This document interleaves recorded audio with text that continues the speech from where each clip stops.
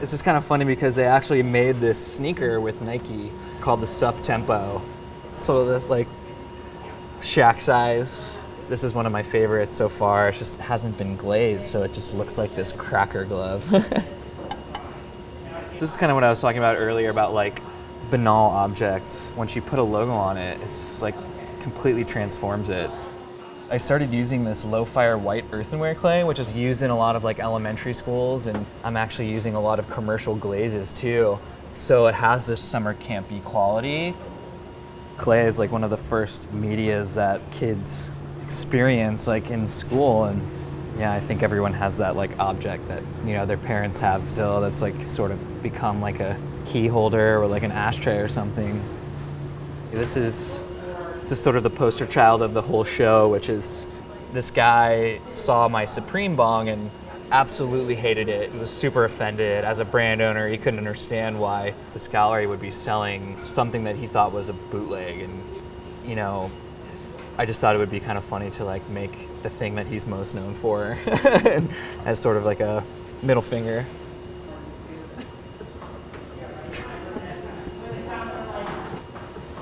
So for this exhibition, I'm creating a series of bootleg objects that will live in a sort of retail-like space in the gallery. And Supreme has had a huge impact just on the way that I think about creating objects and like what an object can be.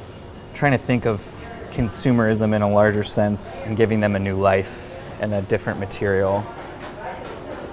In school, no one really understood why I was making bongs, and they thought I was just trying to get away with like making bongs because I was like a stoner. And I just sort of laughed because in my head, you know, I knew exactly what I wanted to do, and making all of these things you can't typically make in ceramics, you know.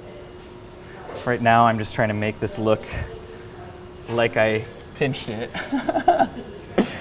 When I actually constructed it with a bunch of slabs and sort of built up my way like you would a coil pot, but just was a little too smooth, so now I'm trying to make it look a little bit more pinchy and weird.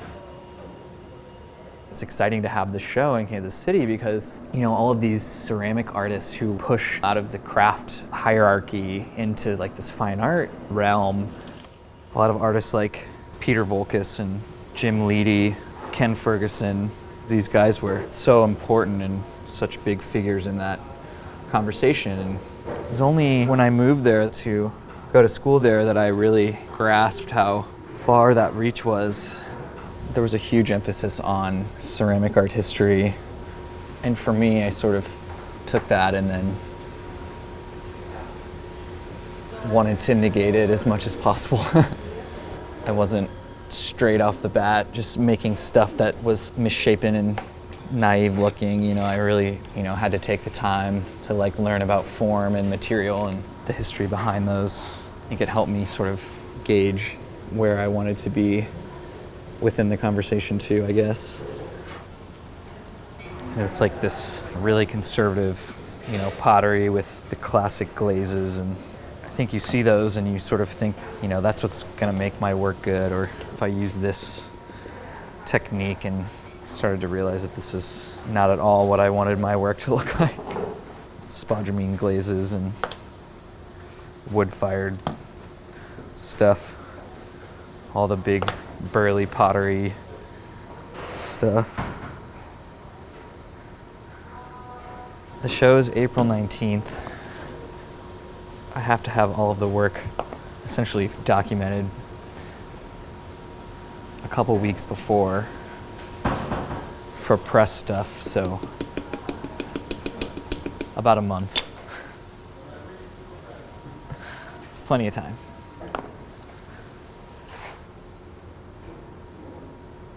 This week, I'm going to be making this mini bike.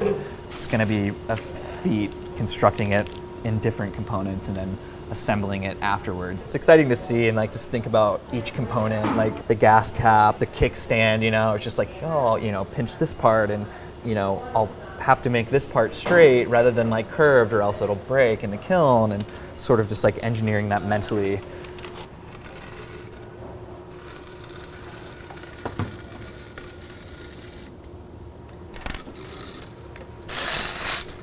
These are the handlebars for the mini bike. It's kind of funny trying to make something so precise, so detailed, and in turn just messing it up. This gives it a little bit of character. This is a technique called sgraffito. A nerdy technique that I'm sort of into for this process. Instead of a decal or painting it on, I really like how permanent and heavy that is. It actually looks gray now, but when it's fired and glazed, it will appear white. So it'll just sort of get filled in and you can see those raw sort of carving marks, and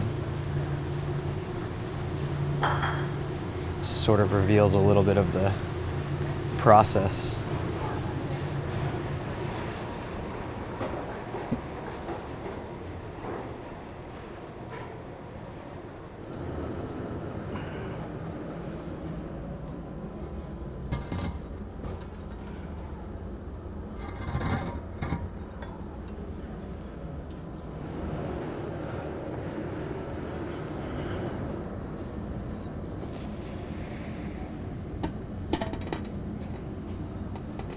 Definitely getting my workout for the day.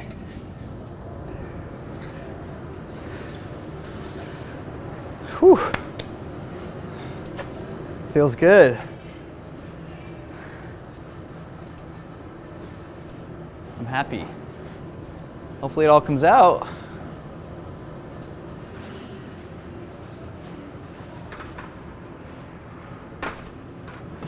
It looks good. I like it.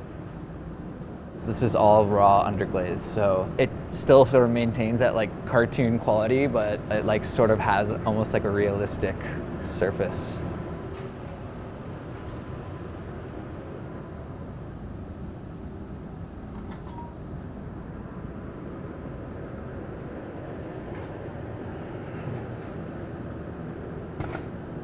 I love these so much. So good.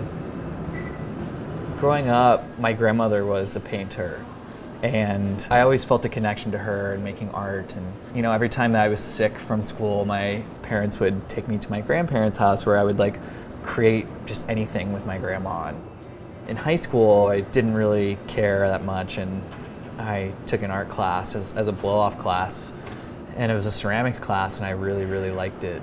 And then when I graduated, I didn't really know what I wanted to do, and I decided to go to a community college in my hometown. And I mean, it was an amazing ceramic studio. I'd never seen anything like it, and you know, signing up for classes, I was like, wow, I have to like take a class. I want to like see what this is all about. I think at that point, I realized that that's what I wanted to do.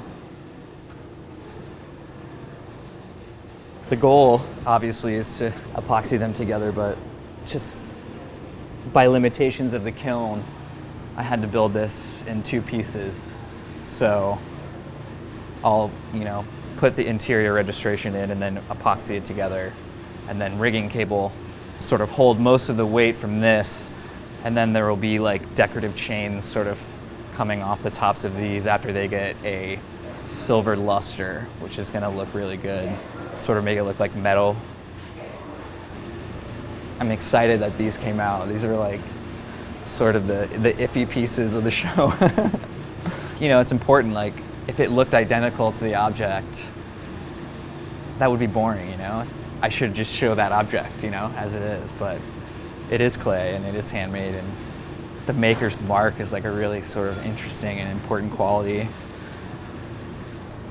Sort of the history and like my fingerprints all over this.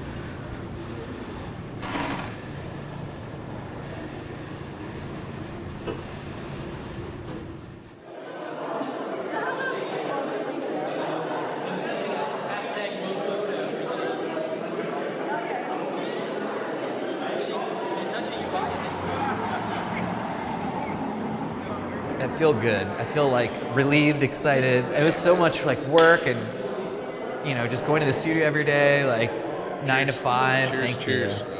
Cheers. It's been fun.